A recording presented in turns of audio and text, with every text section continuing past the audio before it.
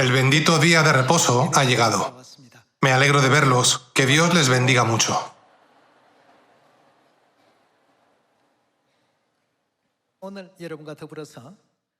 Hoy, tomémonos un tiempo para estudiar juntos la palabra de Dios con el sermón titulado ¿Quién soy yo? En el mundo hay decenas de miles de trabajos. Entre ellos, hay eruditos, empresarios, docentes, médicos, abogados, etc. Hay muchos tipos de trabajos, entonces, ¿a qué nos dedicamos? Todo el mundo en esta tierra se dedica a algo. Pero, ¿qué es lo que hacemos en nuestras vidas? Hoy, con respecto a este asunto, necesitamos pedir ayuda a Dios a través de la Biblia. ¿A qué tipo de personas Dios sella y reconoce? Hoy, veamos las respuestas de Dios a la pregunta ¿quién soy yo? Abramos juntos 2 Corintios, capítulo 3.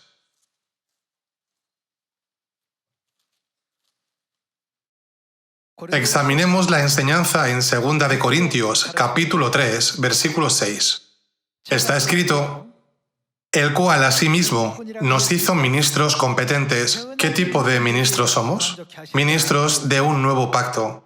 Podemos confirmar quiénes somos en 2 Corintios, capítulo 3.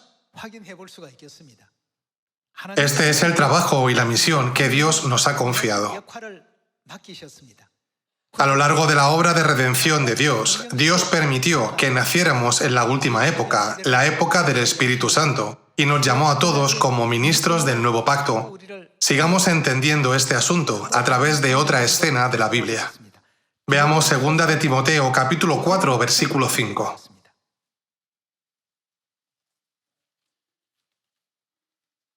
Veamos capítulo 4, versículo 5. Pero tú, sé sobrio en todo, soporta las aflicciones, haz obra de evangelista, cumple tu ministerio. En 2 de Corintios capítulo 3 y en 2 de Timoteo capítulo 4, Dios ha señalado claramente la misión y el trabajo que debemos hacer. Pasemos a Hechos capítulo 1. Veamos Hechos capítulo 1. En Hechos capítulo 1, versículo 6 está escrito. Entonces los que se habían reunido le preguntaron, diciendo, Señor, ¿restaurarás el reino a Israel en este tiempo? Y les dijo, no os toca a vosotros saber los tiempos o las sazones que el Padre puso en su sola potestad, pero recibiréis poder cuando haya venido sobre vosotros el Espíritu Santo, y me seréis testigos en Jerusalén, en toda Judea, en Samaria y hasta lo último de la tierra. Al examinar 2 de Corintios capítulo 3, 2 de Timoteo capítulo 4 y Hechos capítulo 1, Dios explica sobre nuestra identidad. ¿Quiénes somos? Somos ministros del nuevo pacto, evangelistas que predican la buena nueva y testigos que dan testimonio de Dios. ¿Acaso no indican todos lo mismo? Aunque las palabras expresan de una manera ligeramente diferente, Dios nos da la misma explicación con respecto a nuestra identidad. Esto no es todo. Veamos Mateo capítulo 4. Mateo capítulo 4. Veamos Mateo capítulo 4, versículo 19. Y les dijo, venid en pos de mí, y os haré pescadores de hombres.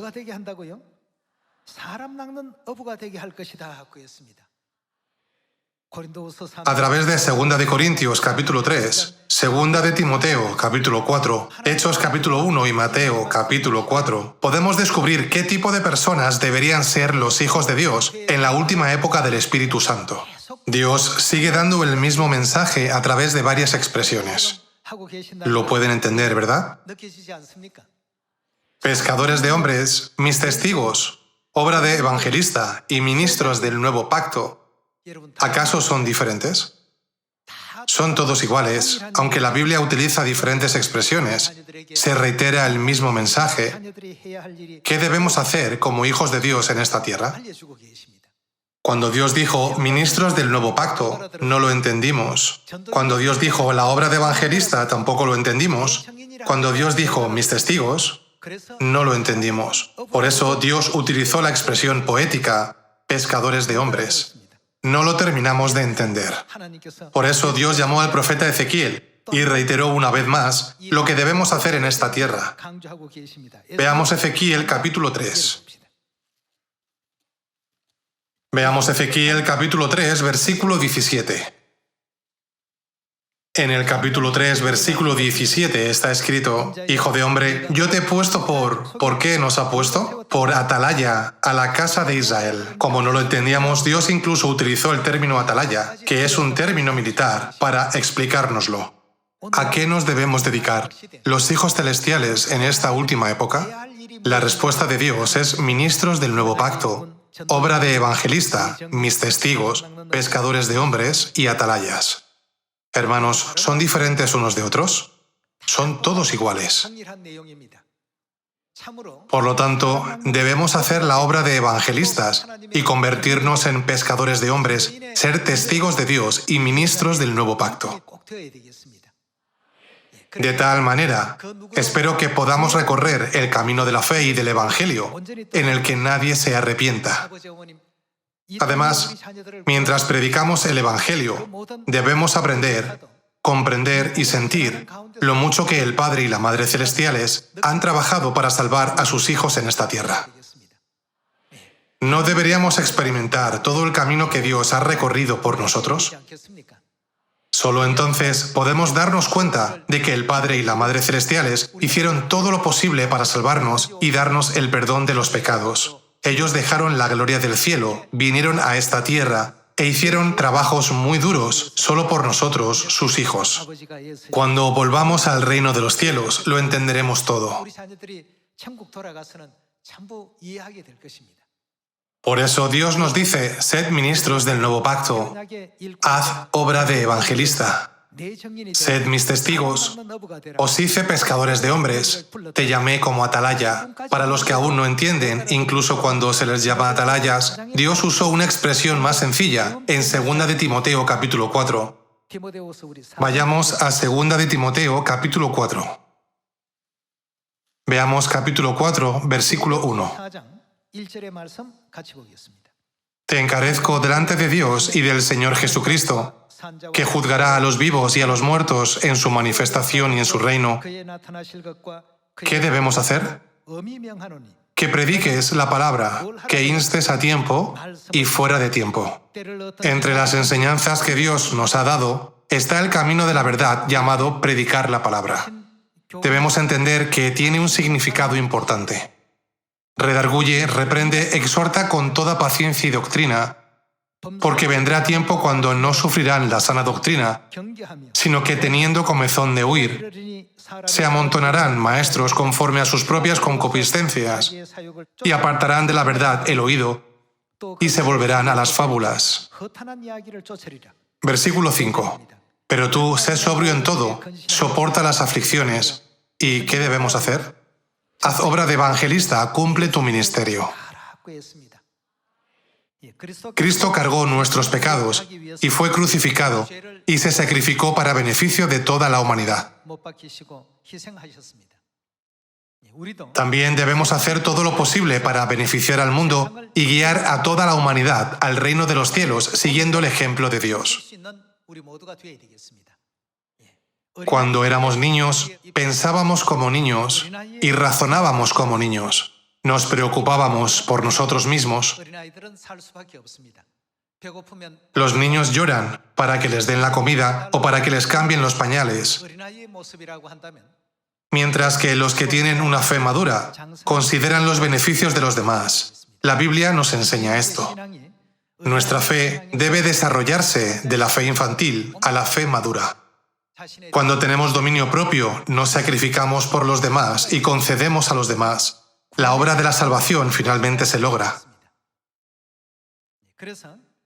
Por eso, en 2 de Timoteo capítulo 4, la Biblia describe este tipo de sufrimiento como un buen sufrimiento y nos insta a hacer la obra de evangelista y cumplir nuestro ministerio.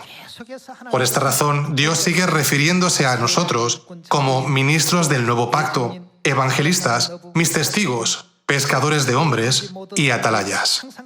Además, a través de otras expresiones como los que predican la palabra de Dios e instan a tiempo y fuera de tiempo, Dios señala muy claramente lo que debemos hacer para salvar al mundo en esta época. Para evitar que alguien dijera, no pude entender, no lo sabía, Dios nos está enseñando a través de varias maneras, expresiones y términos. Dios enseña a sus hijos su misión de salvar al mundo en esta época y llevar a cabo la gran obra como ángeles de luz. En Mateo capítulo 28, ¿qué se nos manda a hacer a todas las naciones? ¿Acaso no dijo Jesús, haced discípulos a todas las naciones, enseñándoles y predicándoles la palabra de Dios? Veamos Mateo capítulo 28, versículo 18. Y Jesús se acercó y les habló diciendo, toda potestad me es dada en el cielo y en la tierra. Por tanto, id y haced discípulos a todas las naciones, bautizándolos en el nombre del Padre, y del Hijo, y del Espíritu Santo, enseñándoles que guarden todas las cosas que os he mandado. Y he aquí, yo estoy con vosotros todos los días, hasta el fin del mundo. Amén. Cristo nos recordó que predicar el Evangelio es como sufrir dolores de parto, lo cual significa que no es fácil. Dios sabe mejor que nadie que la obra de predicar el Evangelio no es nada fácil. Entonces, ¿por qué nos confió una obra tan difícil? Cuando miramos la vida de Cristo, Él también vivió una vida dedicada a salvarnos a nosotros, los pecadores. Si se hubiera quedado en el cielo, habría sido glorificado y no habría sido reprochado, calumniado e insultado, como lo fue en esta tierra. Sin embargo, soportó todos esos insultos, porque era la única manera de dar a sus hijos el perdón de los pecados y de salvarlos. Dios amó y estimó a sus hijos mucho más que a sí mismo. ¿No eligió ese camino por su profundo amor hacia nosotros? Mientras predicamos el Evangelio a las almas lamentables que están muriendo sin saber nada, Dios nos permite participar en el camino de buenos sufrimientos. Esta es la misión de predicar el Evangelio. En otras palabras, Dios encomendó el camino más bello a sus hijos. Veamos Marcos capítulo 16. En el versículo 15, Jesús dice, id por todo el mundo y, ¿qué debemos hacer? Predicad el Evangelio a toda criatura. Hermanos, solo hay una cosa que Dios desea y nos ordena hacer. Dios nos da reiteradamente este mensaje a través de innumerables expresiones de numerosos profetas para que podamos vivir una vida sin arrepentimientos cuando regresemos al reino de los cielos. También nos enseña lo que debemos hacer en esta tierra a fin de prepararnos para esa vida. Algunos pueden decir, en esta tierra he estado viviendo sin propósito. Ni siquiera sabía qué hacer. No podremos poner tales excusas cuando vayamos al cielo. ¿Por qué? Como hemos estudiado hasta ahora, Dios nos ha dicho claramente su voluntad y nos ha enseñado el camino de recibir bendiciones. Por lo tanto, no debemos tomar a la ligera lo que Él nos ha enseñado. Ninguno de nosotros debe dejar de escuchar, entender y comprender sus solemnes palabras. En nuestro entorno hay muchas personas que esperan el Evangelio. Aún no han venido a Sion porque no han escuchado el Evangelio. Por lo tanto, ¿qué nos dice Dios que hagamos? ¿Acaso no está escrito que debemos ir a ellas y predicarles? Por lo tanto, ¿cuál es nuestra misión? Cuando Dios nos dio la misión en esta tierra, nos llamó ministros del nuevo pacto. También nos llamó evangelistas y mis testigos. Y nos dio el título de pescadores de hombres, atalayas, los que predican la palabra y los que bautizan a las personas en el nombre del Padre y del Hijo y del Espíritu Santo. También explicó que somos los que van por todo el mundo y predican el Evangelio a toda criatura. Creo que la vida llena de predicación es uno de los importantes aspectos de nuestro Evangelio y de nuestra vida de fe. Veamos juntos Marcos capítulo 1.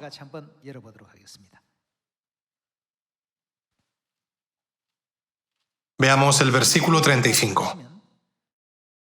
Levantándose muy de mañana, siendo aún muy oscuro, salió y se fue a un lugar desierto y allí oraba. Y le buscó Simón, y los que con él estaban, y hallándole, le dijeron: «Todos te buscan». Él les dijo: «Vamos a los lugares vecinos, para que predique también allí, porque para esto he venido». Cristo dedicó su vida únicamente a la predicación. Si solo fuera para su propia satisfacción, no había ninguna razón por la que Él enfrentara la persecución y la calumnia, o incluso intentara despertar a los que no estaban dispuestos a escuchar. Al predicar hay muchas dificultades. Nos enfrentamos a una grave persecución cuando nos encontramos con los opositores. Sin embargo, Cristo nos enseña diciendo: «Para esto he venido a esta tierra». La predicación es el camino que Dios ha elegido, no para traer alegría y felicidad a sí mismo, sino para traer alegría y felicidad a toda la humanidad y proporcionarles un futuro brillante. Este es el camino de la verdad que debemos seguir. Hermanos, si nos tomamos un tiempo para digerir todo esto, podemos entender que Dios nos está enseñando claramente quiénes somos y lo que debemos hacer en esta época del Espíritu Santo, a través de numerosos profetas. Dios nos dijo que cumplamos nuestra misión, a tiempo o fuera de tiempo, y que nunca nos arrepentiremos. ¿No deberíamos obedecer y seguir todas las palabras de Dios? Entonces Dios nos ha concedido títulos como ministros del nuevo pacto, evangelistas, mis testigos, pescadores de hombres y atalayas. ¿A quién le da Dios tales títulos? Se dan solo a aquellos que son aprobados por Dios. Estos son los mejores títulos del mundo espiritual. Vayamos a Primera de Tesalonicenses capítulo 2. En Primera de Tesalonicenses capítulo 2, versículo 3. Porque nuestra exhortación no procedió de error ni de impureza, ni fue por engaño, sino que según fuimos aprobados por Dios, para que se nos confiase el Evangelio. Así hablamos, no como para agradar a los hombres, sino a Dios, que prueba nuestros corazones.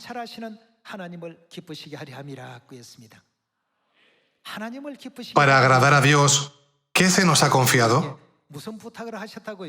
Nos ha confiado predicar el Evangelio.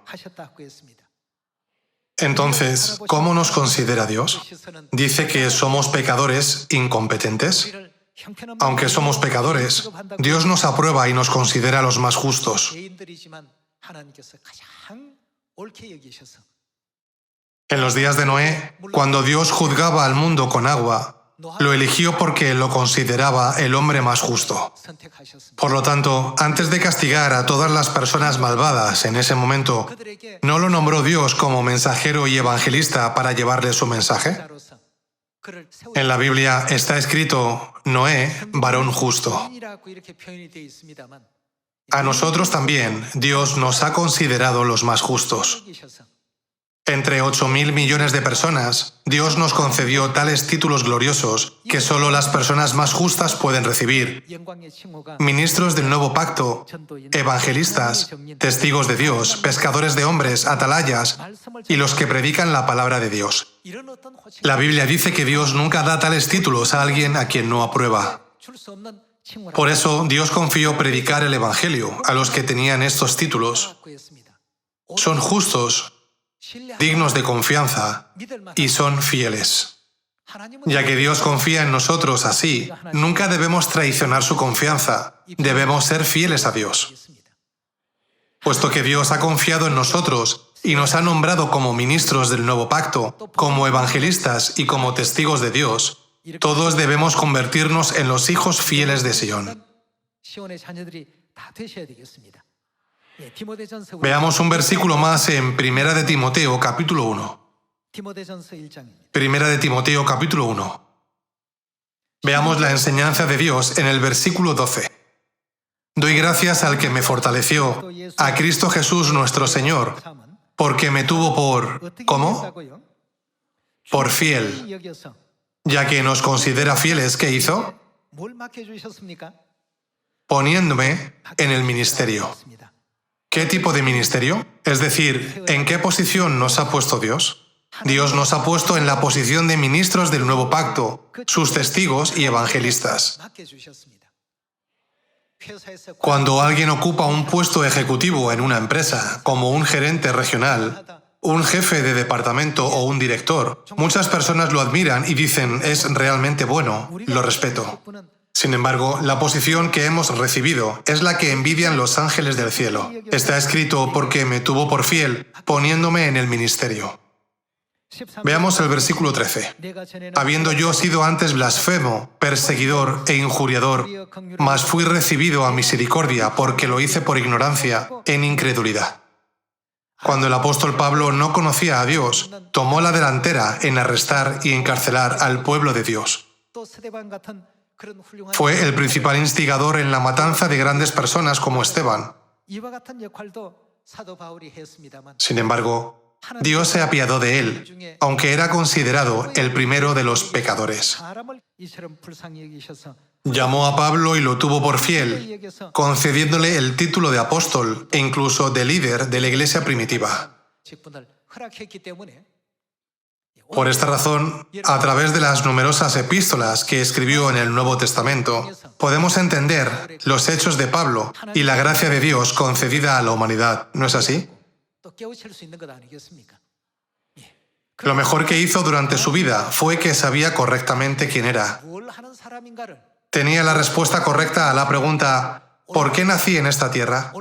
Y cumplió fielmente su misión. Dios nos aprobó y, según 1 de Timoteo capítulo 1, nos tuvo por fieles. Por ello, nos confió la posición de ministros del nuevo pacto. También nos hizo pescadores de hombres como Pedro y Juan, y nos nombró como sus testigos que dan testimonio de la obra de Dios. Tomémonos en serio esta misión y llevémosla a cabo con fidelidad. Jactémonos con orgullo de nuestro Dios a todo el mundo y proclamemos la verdad del nuevo pacto que hemos aprendido de Dios, para que no tengamos arrepentimiento cuando volvamos al cielo. Pues no digamos entonces, debería haber predicado un poco más o debería haber sido más diligente. Más bien, hagamos todo lo posible mientras estamos en esta tierra para no arrepentirnos. Si les preguntamos a los 8.000 millones de personas en el mundo ¿por qué nacisteis en esta tierra?, muchas personas ni siquiera conocen la razón de su existencia. Sin embargo, nos revela Dios las respuestas correctas a todos estos asuntos a través de la verdad. ¿No lo creen? Aquellos que saben de dónde vienen y a dónde van y viven con este conocimiento son las personas que viven la mejor y la vida más plena. Es más, Dios ha señalado claramente lo que debemos hacer mientras vivimos en esta tierra. Como Dios nos ha dado una explicación tan detallada sobre este asunto, nadie podrá decir, he vuelto al cielo sin saber quién soy yo. Dios nos ha informado claramente de nuestra verdadera identidad. Dios nos dijo que nos convirtamos en ministros del nuevo pacto. También nos enseñó que pecamos en el cielo y fuimos expulsados a esta tierra y que podemos regresar a nuestro hogar celestial si recibimos el perdón de los pecados. Dios nos dijo que prediquemos su promesa a la gente del mundo, a través de la cual puede recibir el perdón de pecados e ir al reino de los cielos. Aceptar la verdad o no es la decisión de ellos. Nuestra misión es hacerles saber todo lo que Dios nos ha mandado, escuchen o dejen de escuchar. Espero que completemos esta misión este año para que padre y madre estén complacidos y los hijos de Sion vuelen como palomas y vengan a la Madre Celestial. 은혜로운 해가 되었으면 좋겠습니다. Hemos venido a esta tierra para predicar el nuevo pacto. 새로운 사람들입니다. Solo el primogénito, a quien Dios considera el más justo, puede llevar a cabo esta misión. Se nos concede el privilegio de los primogénitos. No es exagerado decir que tenemos el poder de salvar a alguien o dejarlo morir. Aquellos que aceptan la palabra de Dios que les es dada vivirán. Por el contrario, ¿qué ocurrirá con aquellos que no lo acepten? Lo único que puede esperar su alma es ser destruida. Aunque hay numerosos seres espirituales y ángeles en el cielo, ¿puede alguien ocupar una posición y un título tan importantes? No debemos dejar que este precioso tiempo que se nos ha concedido fluya en vano, viviendo en esta tierra sin rumbo y sin comprender estos gloriosos aspectos espirituales de esta vida. 허무하게 이렇게 다 흘러가서는 안 되겠습니다. Llenemos nuestro tiempo de momentos significativos y fructíferos para que podamos dar alegría al Padre y a la Madre celestiales. Pensemos en una cosa más. 생각해 봅시다. ¿Quién de la familia se afligiría más si perdiera un hijo? 자녀를 잃었다면 말이죠. Entre el padre, la madre, el hermano mayor, la hermana mayor y el hermano menor, ¿quién sufriría más? 아픔의 그 지수가 높을까요? Tienen razón, es la madre. Entonces, si el hijo perdido fuera encontrado de nuevo, ¿quién tendría la mayor alegría? 가장 높은 분이 누굴까요? Es la madre. Por supuesto, el padre y los hermanos también estarían felices. ¿Quién no estaría feliz de encontrar al hijo perdido? 있겠습니까? Sin embargo, la madre es quien experimenta el mayor dolor y la mayor alegría. 어머니라고 합니다. 그렇다면 Entonces, ¿no les gustaría dar la mayor alegría a la Madre Celestial? 뭡니까? Hagamos todo lo posible para dar alegría, tanto a la madre como al padre. 드립시다. 그리고 우리 También démosles mucha alegría a nuestros amados miembros de la familia celestial. Esperando que este año esté lleno de alegría, quisiera concluir el sermón de hoy. Muchas gracias.